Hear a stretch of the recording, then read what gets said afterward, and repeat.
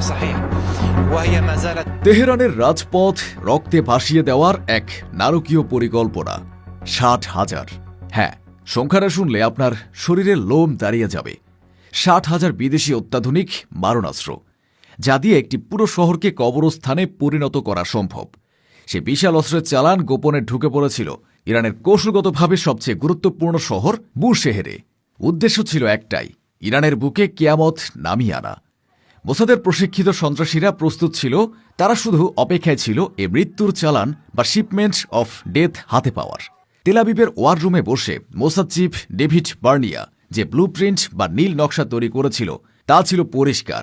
ইরানের হৃৎপিণ্ডে গৃহযুদ্ধের আগুন জ্বালিয়ে দেওয়া, তেহরানকে আরেকটি সিরিয়া বা লিবিয়া বানানো। ইসরায়েলের প্রধানমন্ত্রী বেনিয়ামিন নেতানিয়াহু ভেবেছিলেন গাজা আর লেবাননে মার খেয়ে এবার তিনি ইরানের পেটে ছুরি মারবেন। তিনি ভেবেছিলেন সমুদ্র পথে অস্ত্র পাঠিয়ে তিনি ইরানের স্থিতিশীলতা ধ্বংস করবেন। কিন্তু তিনি ভুলে গিয়েছিলেন ইরানের আকাশ বাতাস এমনকি সমুদ্রের ঢেউয়েও চোখ পেতে আছে তাদের গোয়েন্দা বাহিনী। মোসাদ ভেবেছিল তারা গোপনে কাজ সারবে, কিন্তু ইরানের বিপ্লবী গার্ড বাহিনী বা আইআরজিসির বাজ পাখির চোখ ফাঁকি দেওয়া কি এতই সহজ?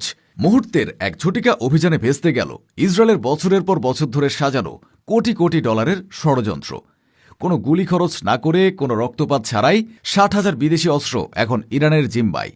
ইসরায়েল চেয়েছিল তেহরানে রক্ত বন্যা বইয়ে দিতে, কিন্তু আজ সেই অস্ত্রগুলোই তাক করা হয়েছে তেল আবিবের দিকে। মোসাদের গর্ব আজ ধুলোয় মিশে গেছে, আর ইরানের বিজয় নিশান উঠছে বুশেহেরের আকাশে।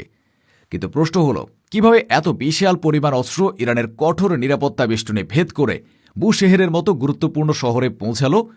এর পেছনে কি ঘরের শত্রু বিভীষণরা জড়িত? মোসাদ কেন বুশেহেরেকেই বেছে নিল, যেখানে ইরানের একমাত্র পারমাণবিক বিদ্যুৎ কেন্দ্র অবস্থিত? সে শহর দিয়ে অস্ত্র পাচার করে তারা কি আরও বড় কোনো অন্তর্ঘাত বা সাবোটাজ ঘটাতে চেয়েছিল?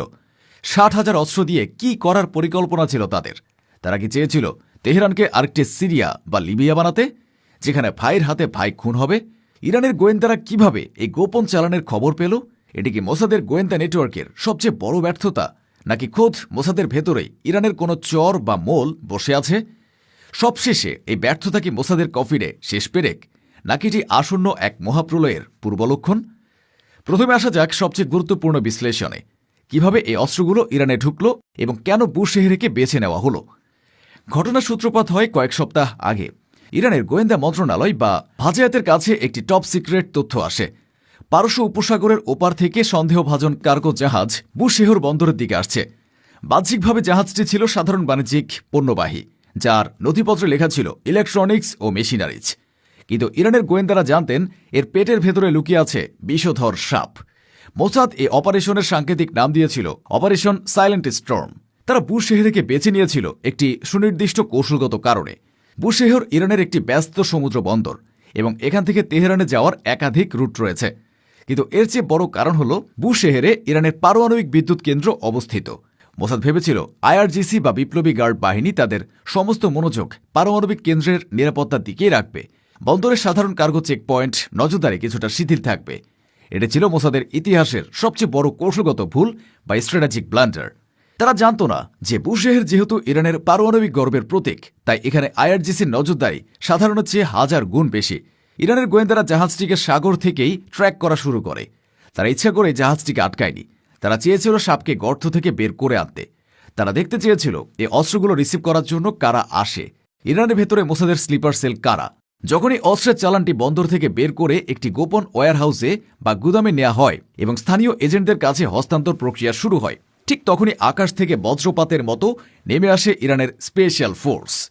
এটি কোনো সাধারণ পুলিশি অভিযান ছিল না, এটি ছিল একটি পূর্ণাঙ্গ সামরিক অ্যাম্বুশ। 4 দিক থেকে ঘিরে ফেলা হয় পুরো এলাকা। মোসাদের লোকাল এজেন্টরা পালানোর সুযোগটুকুও পায়নি। কন্টেইনার খোলার পর দেখা যায় সেখানে সাজানো আছে হাজার হাজার অত্যাধুনিক মার্কিন M16 রাইফেল, স্নাইপার গান, নাইট ভিশন গগলস এবং হাজার হাজার গ্রেনেড। প্রতিটি অস্ত্রের গায়ে লেখা ছিল মেড ইন ইউএসএ অথবা ইউরোপীয় কোনো দেশের নাম। এই অস্ত্রগুলো প্রমাণ করে যে এ ষড়যন্ত্রে ইসরায়েল একা ছিল না, তাদের পেছনে ছিল পুরো পশ্চিমা বিশ্ব।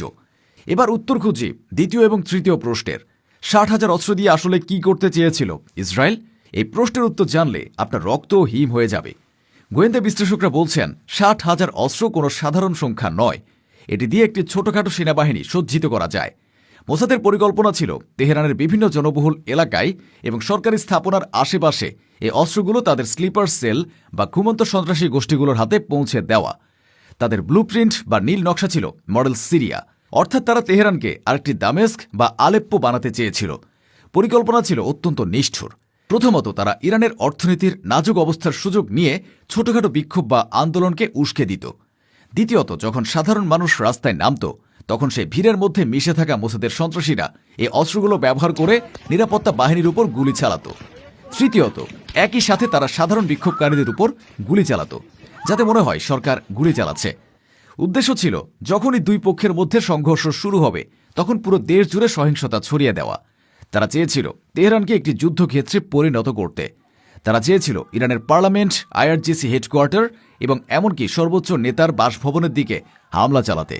জব্দ করা অস্ত্রের মধ্যে পাওয়া গেছে বিশেষ ধরনের আর্মার পিয়ার্সিং বুলেট বা বর্মবেধী গুলি এবং আরপিজি লঞ্চার। এই ধরনের অস্ত্র সাধারণত দাঙ্গা দমনে ব্যবহার করা হয় না। এগুলো ব্যবহার করা হয় যুদ্ধের ময়দানে ট্যাঙ্ক বা সাজোয়া যান ধ্বংস করতে। এর অর্থ পরিষ্কার, তাদের টার্গেট ছিল ইরানের শীর্ষ নিরাপত্তা কর্মকর্তা এবং আইআরজিসির কনভয়। ইসরায়েল সাম্প্রতিক সময়ে গাজা এবং লেবাননে হিজবুল্লাহ ও হামাসের কাছে মার খেয়ে দিশেহারা হয়ে পড়েছে। তারা বুঝতে পেরেছে বাইরে থেকে যুদ্ধ করে ইরানকে হারানো সম্ভব নয়, তাই তারা বেছে নিয়েছে প্রক্সি ওয়ার বা ছায়াযুদ্ধের পথ। তারা চেয়েছিল ইরানের মানুষকে একে অপরের বিরুদ্ধে লেলিয়ে দিতে, ইরানের ভেতরে ভাইয়ের হাতে ভাইকে খুন করাতে। কিন্তু ইরানের গোয়েন্দাদের সতর্কতায় আজ সেই ভয়াবহ রক্তপাত এবং গৃহযুদ্ধ এড়ানো সম্ভব হয়েছে। সবশেষে ইরানের গোয়েন্দারা কিভাবে জানল? এটি কি মোসাদের ব্যর্থতা? হ্যাঁ, এটি মোসাদের ইতিহাসের অন্যতম বড় ব্যর্থতা এবং ইরানের গোয়েন্দা বাহিনীর এক ঐতিহাসিক বিজয়। ইসরায়েল নিজেদের গোয়েন্দা সংস্থাকে অজেয় এবং সর্বজ্ঞানী মনে করে, কিন্তু ইরানে তারা বারবার নাকে খতকাচ্ছে। কারমানে বিস্ফোরণের চেষ্টা ব্যর্থ হয়েছে, ইস্পাহানে ড্রোন হামলা ব্যর্থ হয়েছে, নাতানজে সাইবার হামলা ব্যর্থ হয়েছে, আর আজ পুরো বুশহেরে এই 60,000 অস্ত্রের চালান ধরা পড়া। এই সব কিছুই প্রমাণ করে যে ইসরায়েলের গোয়েন্দা নেটওয়ার্ক ইরানে পুরোপুরি ভেঙে পড়েছে। ইরান প্রমাণ করেছে তাদের কাউন্টার ইন্টেলিজেন্স বা পাল্টা গোয়েন্দা ব্যবস্থা বিশ্বের অন্যতম সেরা। বিশ্লেষকরা মনে করেন ইরানের এ সাফল্যের পেছনে দুটি কারণ থাকতে পারে।